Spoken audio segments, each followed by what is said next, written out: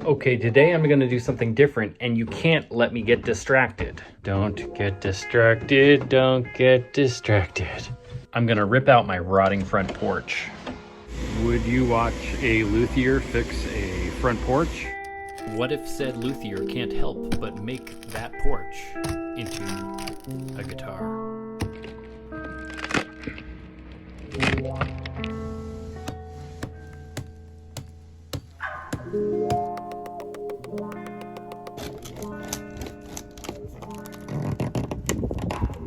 Day one progress, question mark? All right, obviously the prying isn't working, so I got out my magnets and I'm gonna find all the screw heads and try to get them out. They're all driven about 1/4 to a 1/2 inch into the plywood and then buried in Bondo.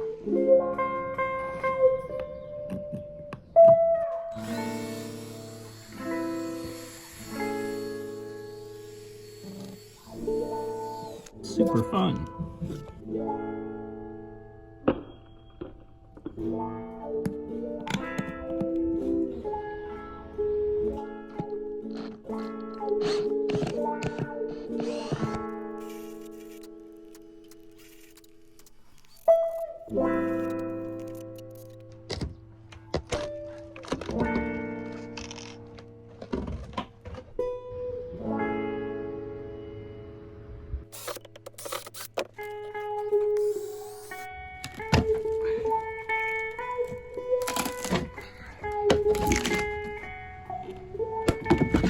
I know what you're thinking. Hey, what the f am I watching here? I thought I was watching a guitar channel.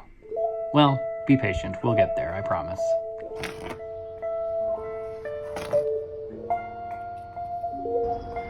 This is original fir flooring here, which is in nice shape.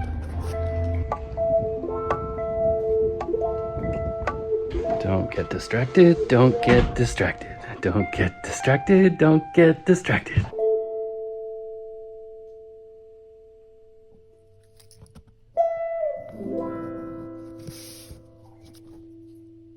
New speed strat.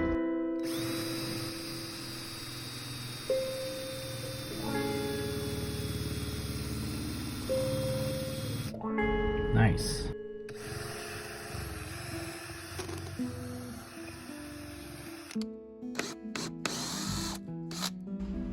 Robertson. Today's episode of Not a Luthier is brought to you by a 60-year-old box of Robertson screws.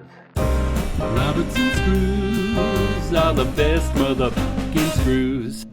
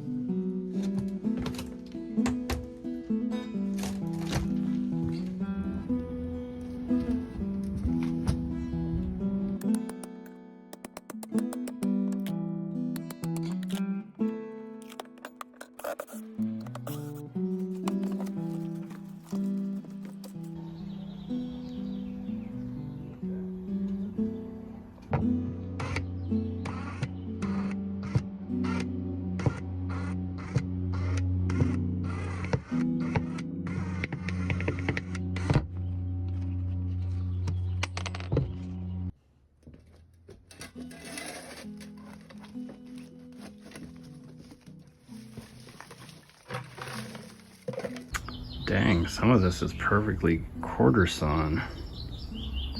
So what kind of instrument should we make out of this deck?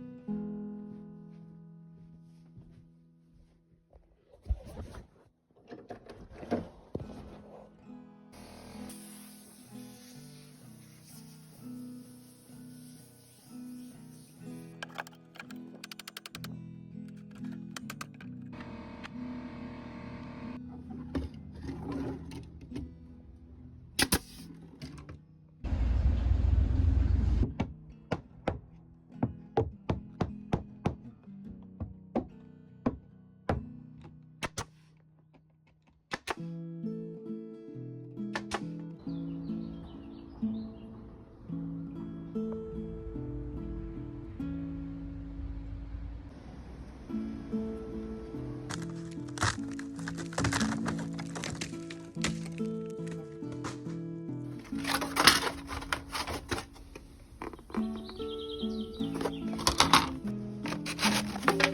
you hear the musicality when that shingle fell? These are going to be the soundboard of this guitar.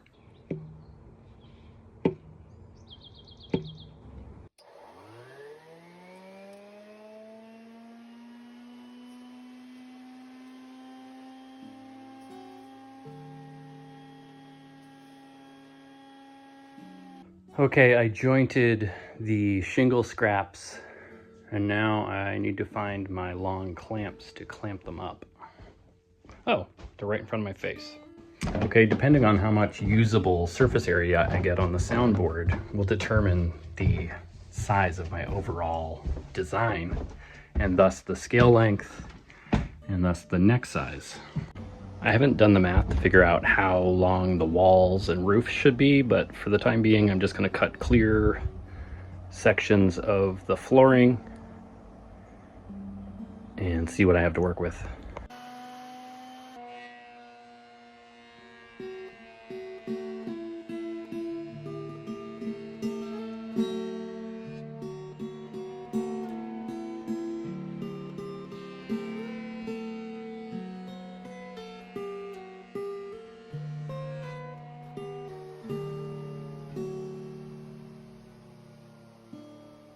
The handle of my fence broke, so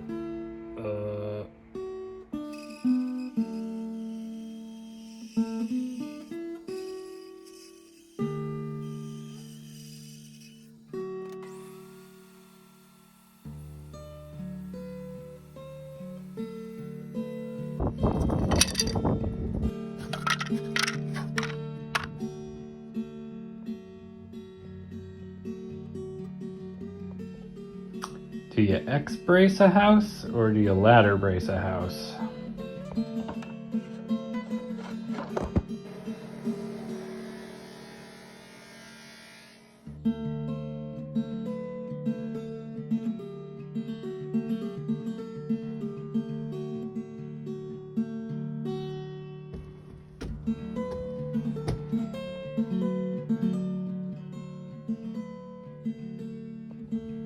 Home is where the heart is.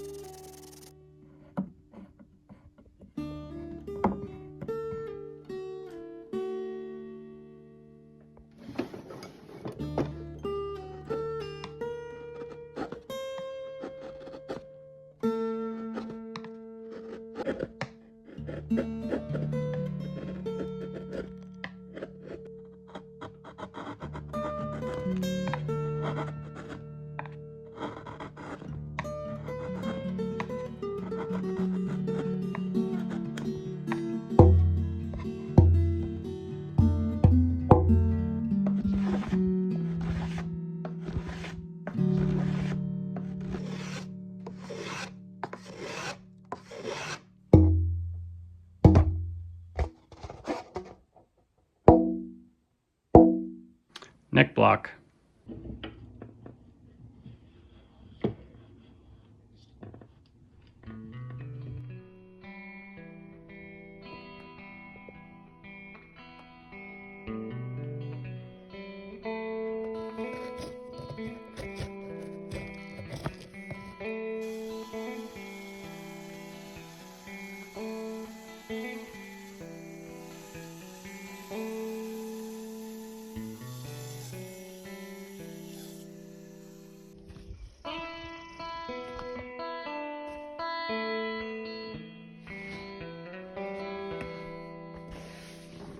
Okay, the neck block is a good fit, but it's pretty heavy. It weighs more than the soundboard. I may hollow it out a little bit.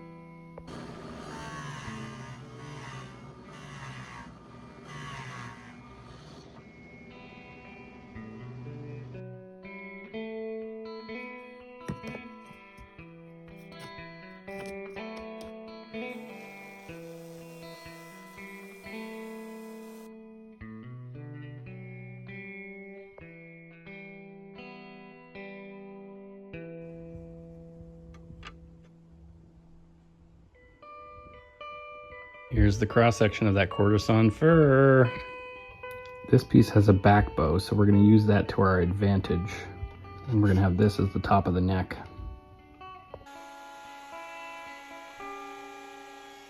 I forgot to mention that every piece of this fur smells like rodent droppings and piss. So now I will forever associate the smell of fur sawdust with rodents. Okay, I'm not going to overthink this. I'm just going to glue this puppy on and then design the headstock after that.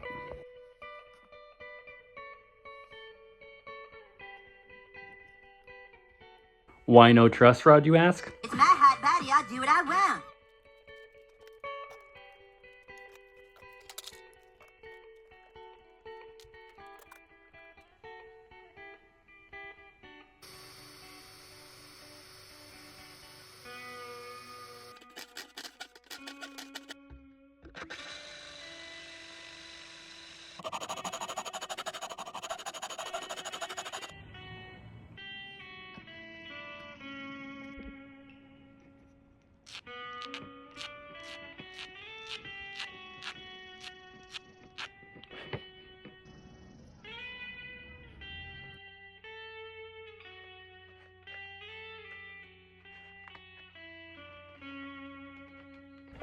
Gluing on the roof, gluing on the roof, gluing on the roof.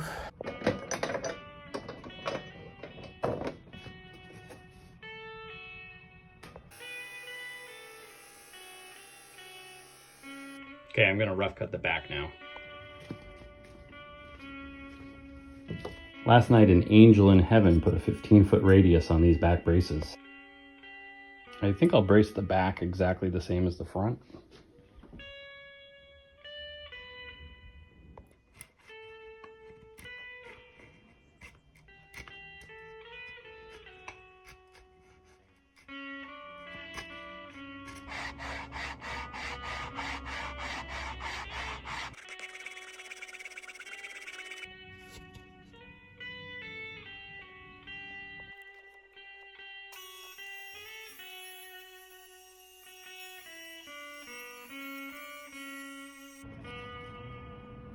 I had a fuck up. Because of that router mishap, I'm going to veneer the headstock front and back with some aged flooring. After you've already done the routing, you can only veneer one side of the headstock at a time.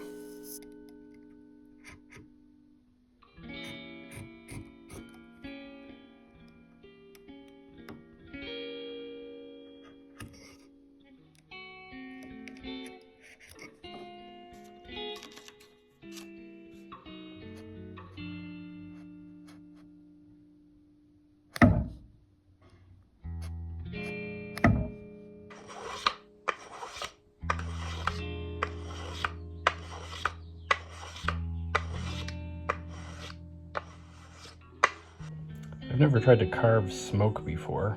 Kind of fun. I really don't think tap tests have that much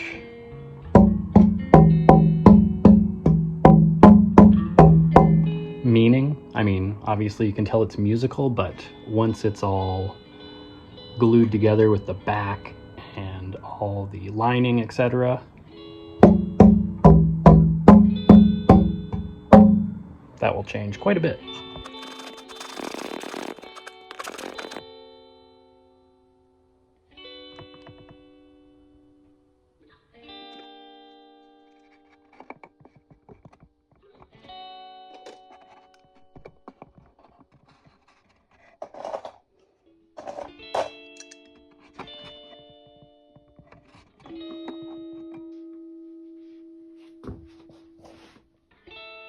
I need to determine this angle and cut a brace piece for those angles, and then maybe I will bind it. We'll see about that part.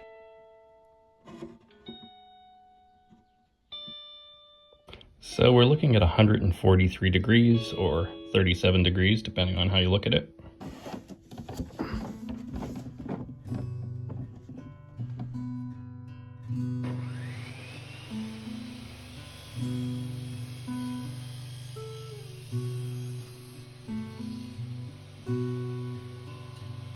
Okay, what the hell did I do wrong? What I did wrong is having no idea how to use this. I actually need the angle to be this angle, which is 125 or 55. So I'm probably going to be wrong, but now I'm going to add an 18-degree bevel, and 18 plus 35 is 37 is 55, so this might work.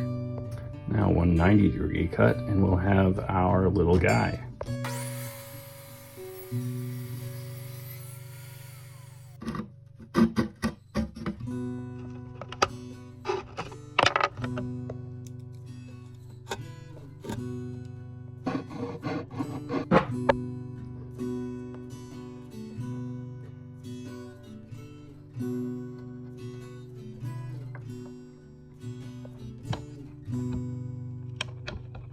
Yeah, I noticed. Clean as a whistle is a funny term because those things are not clean. Okay, I'm gonna add struts because I've worked on too many guitars that have caved in around the sound hole to not do it. One last look before I close it up.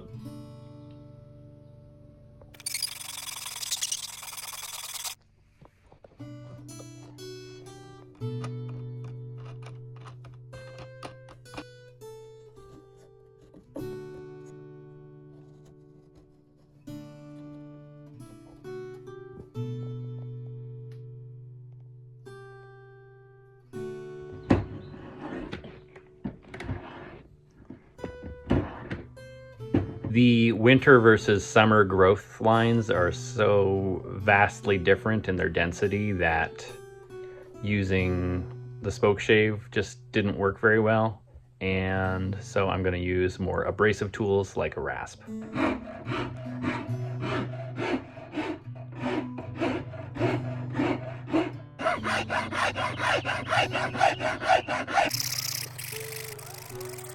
The most important tool in carving a neck is a light source.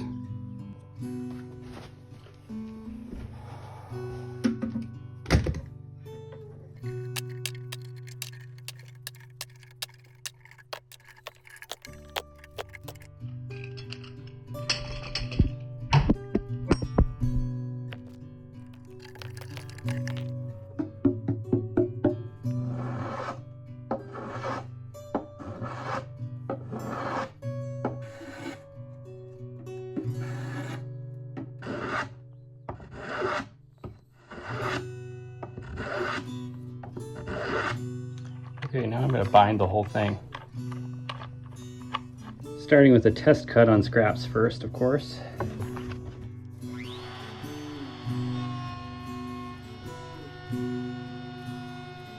Well, it's got a tiny bearing on it, so the cut was way too deep. It's from when I was making that tenor harp a while back.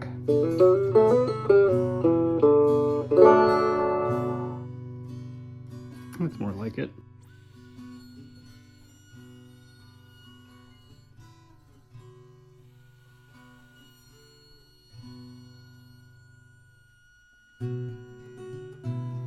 I'm kind of realizing that attempting to build a guitar in 3 days and make a video about it is not sustainable.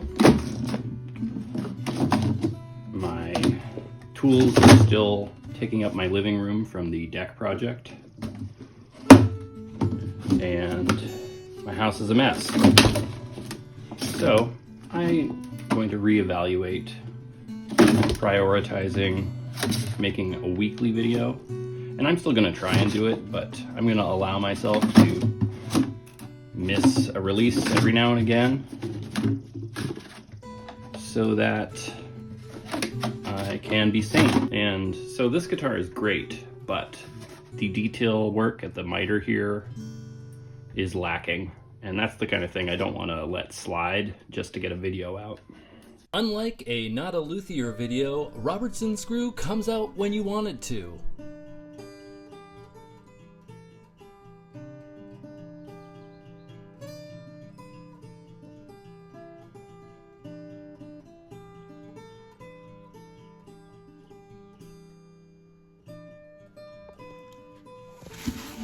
I ran into a snag. The fish glue doesn't like to hold on. So we're gonna go with CA. It's a shame, but it's the way it gotta go. That's part of the reason I put out the Rickenbacker video last week instead, because I didn't want to keep cutting corners on this guitar and have it end up shitty. I also didn't bother with miter joints because I find it really frustrating to get two joints to line up, so I just did one, see? Oh, well that one's not very good, but since we're pulling it back out, we can fix it. This one's a little tighter. Check this out. Oh, this one's pretty tight actually. How about this one? Nope. Well, this one is holding on pretty well, probably just because I used extra glue. And there we go, we're gonna leave those all in order. One possible fringe benefit is that the fish glue has sealed the edges so that the CA glue hopefully won't seep in and become visible.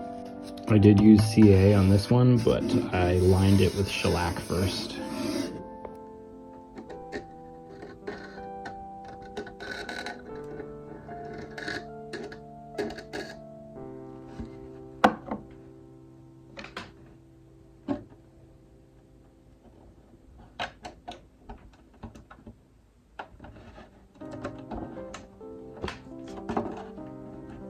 Amateur hour. You should have your tape pieces ready.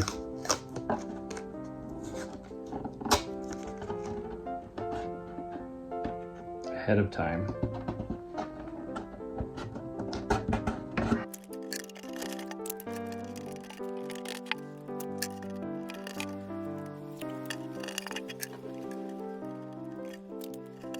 It is also possible to use zero tape and just spend about 30 seconds pushing and holding it.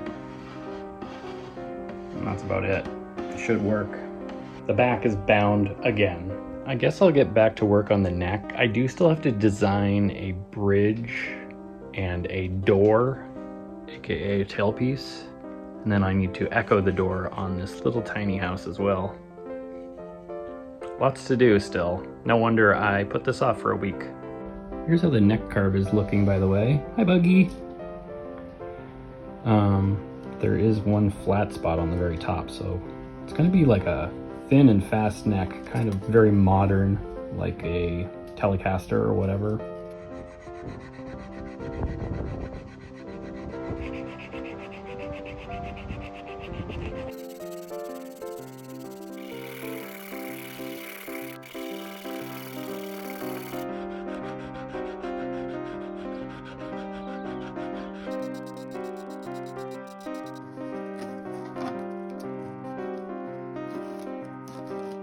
Now, of course, the bridge design is largely reliant on how I set the neck, what angle I set it to, and what depth I set it to. So let's route out the neck pocket. I decided I'm going to try just gluing in the neck with no dovetail, nothing, just glued in straight. So to route the neck pocket, I'm first going to make a template out of a piece of scrap wood, exactly the shape I need, and then I will shim that shape to the neck angle I want, double side tape that to the soundboard, and route it out. Trace it onto this scrap cedar, rough cut it out on the bandsaw. It's still tight, like way tight, and I'll do the rest with sandpaper. I cut up some cedar shakes and they appear to have a 1 degree pitch, so I might do 2 of them. I was literally about to start routing when I realized I put the shingles on backwards. After that blunder, I'm reticent to even do this on camera, but here we go.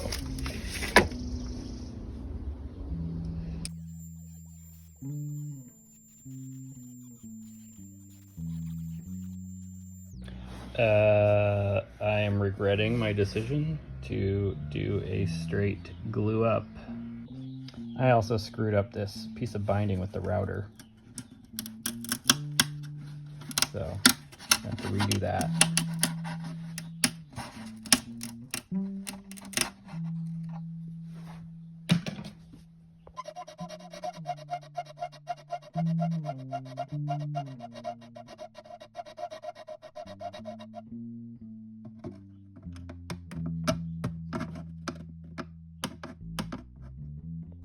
Well, this is an exciting moment.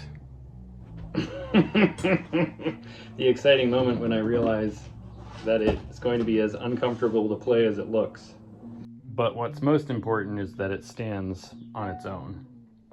An ebony door would be pretty cool, and then the sill above the door could be the bridge, but unless it's floating, then it's going to dampen the soundboard, and I'm having a hard time figuring out a way to mount it. That's what I said.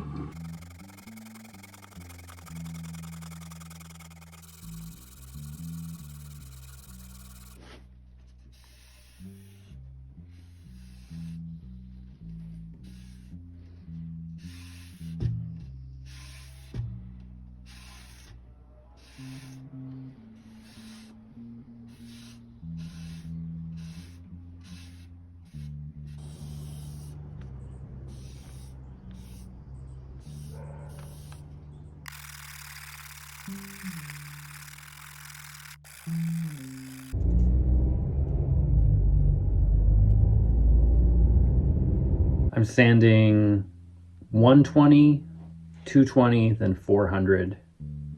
Then I should have popped the grain before shellac, but I didn't. So after the first coat of shellac on the sides, I'm gonna come back with some finer grit, maybe 400 again, and then keep going. And really the lesson with sanding I learned time and time again is do everything till you're satisfied with one grit, and then do it all over again with every grit. Do every grit twice.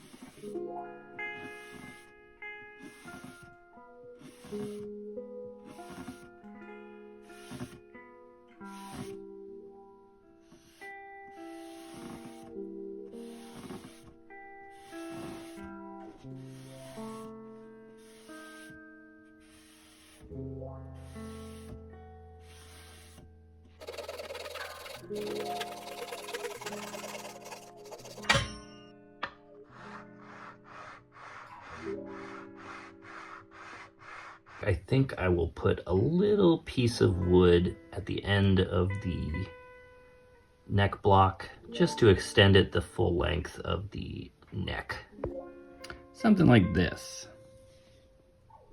I also made a little reinforcement piece to go in behind this little tiny area because it seems sensitive. Oh, it's sensitive. So I'm gonna glue that in and stuck it in place with magnets. A little ebony door, and I glued it to this old tailpiece, but it's a rusty metal tailpiece, and my epoxy, my two-part epoxy is all effed up, and I've only used it once and it dried up essentially. So I've got it in hot water. It didn't work. I'm gonna try fish glue on rusty metal. It shouldn't work, but if it does, hooray. I'm also making a tiny little door for the tiny house on top of the headstock.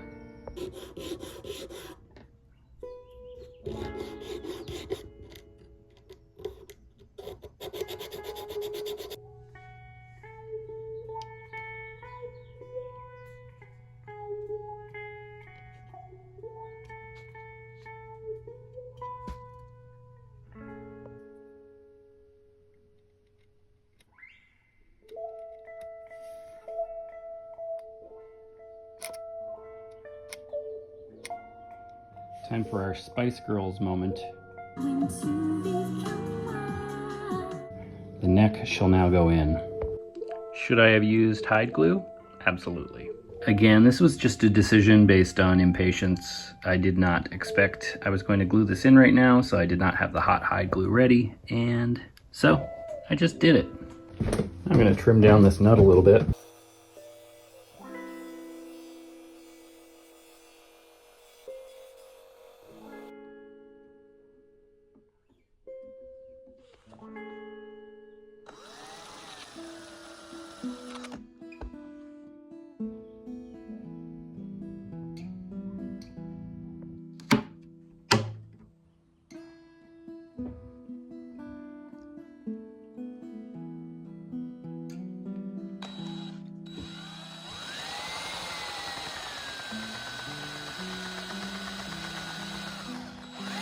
Sadly, I do not have gold screws. Oops. So these are gonna stand out. I guess black screws would also work, but I don't have those either. There is almost no instance where you don't want to drill a pilot hole. It is one of the most important parts of making almost anything, unless you don't care if the wood splits and the screws get stuck. But if you want it to go easily, smoothly, and not fall apart, drill a pilot hole. This is definitely a folk art project, and I let some details be funky. And I don't think it matters. I think it fits the vibe. It's like a folk art vibe, you know? And that's a good excuse to enjoy the process instead of the tedium of perfection.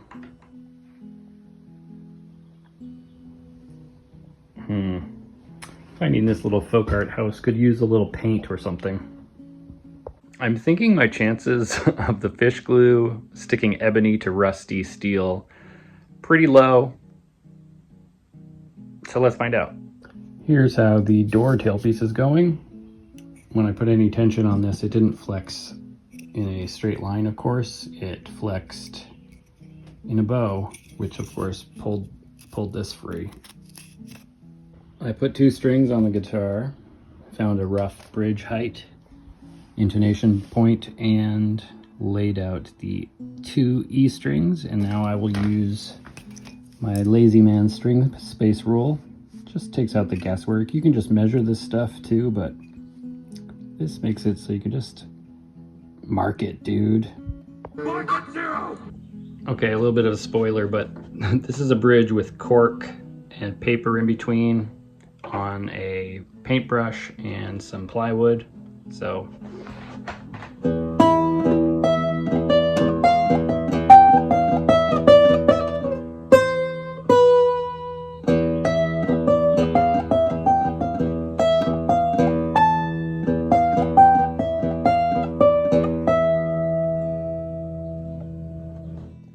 after I have my E's filed in, then I can use them as a reference point for a new depth line with my pencil. So I'll find the bottom.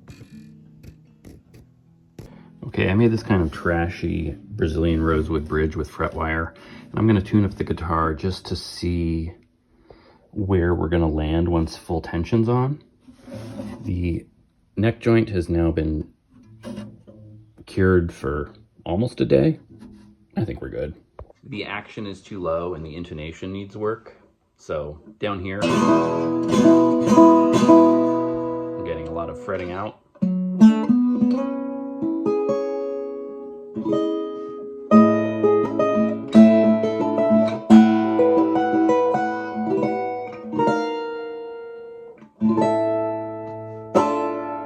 But we get a little hint at what's coming.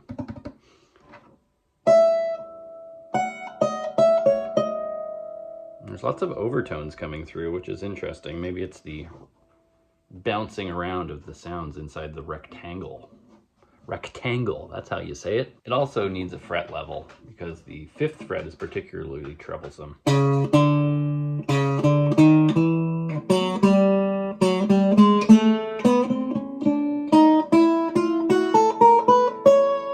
But listen to these overtones when I play just the high E.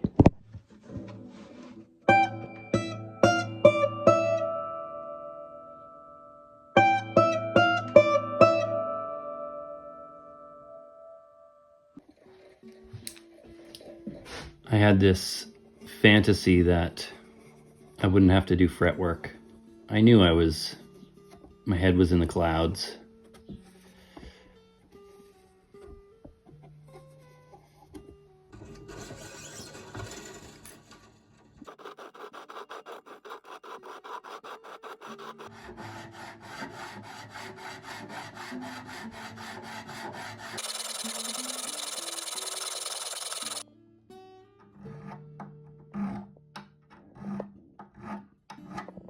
I guess we might as well doll up the nut a little bit.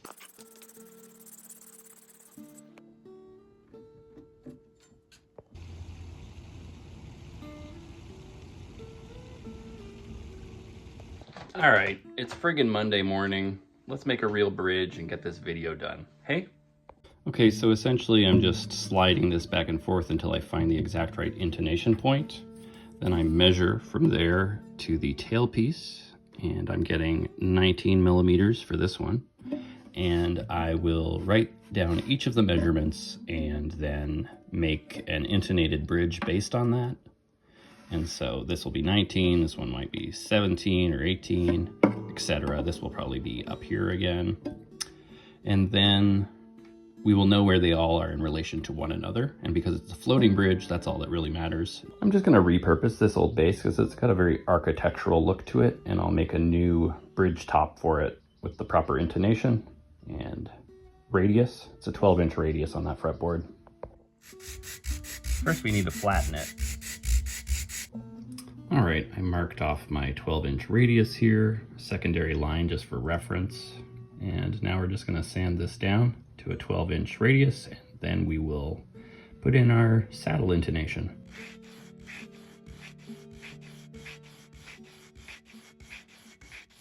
Okay, the radius is on, but it's too tall, so we need to shave 6 millimeters off the bottom here.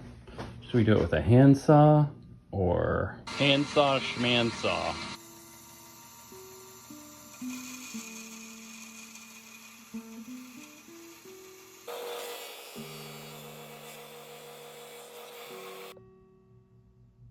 Sorry about the angle, my battery's almost dead. I had to plug in my camera.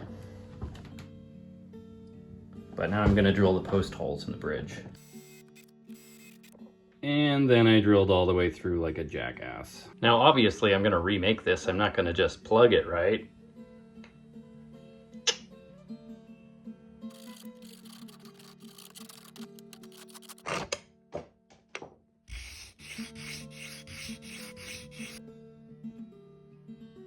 All right, I marked out the string spacing and the intonation, and now I can start filing away.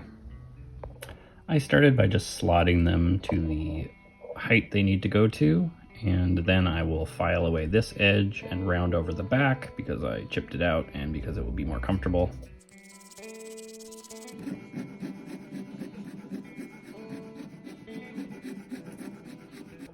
Did I half-ass this? Absolutely. Let's see if it worked. So I don't screw it up, I'm going to put a piece of paper under it while I get it into place. Oh, yeah.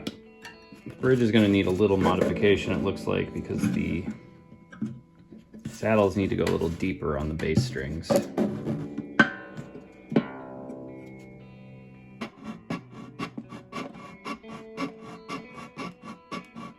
Okay, that's gonna about do it for now. I may come back and put an interior, a little cat sitting in the window, do a door, do all the stuff that is just aesthetic. But for now, we've got a guitar and we're gonna demo it. I actually wrote a little song last night and did one take of it and did some overdubs, and here it is. I hope you enjoy it. The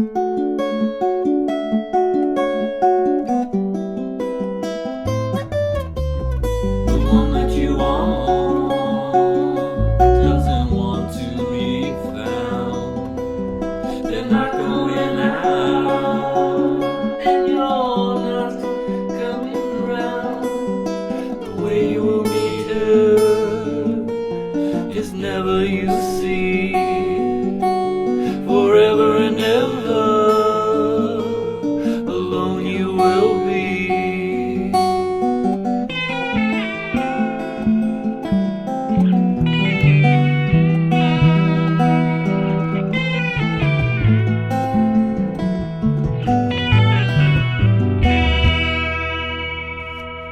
You're there in your world, and they're there in theirs.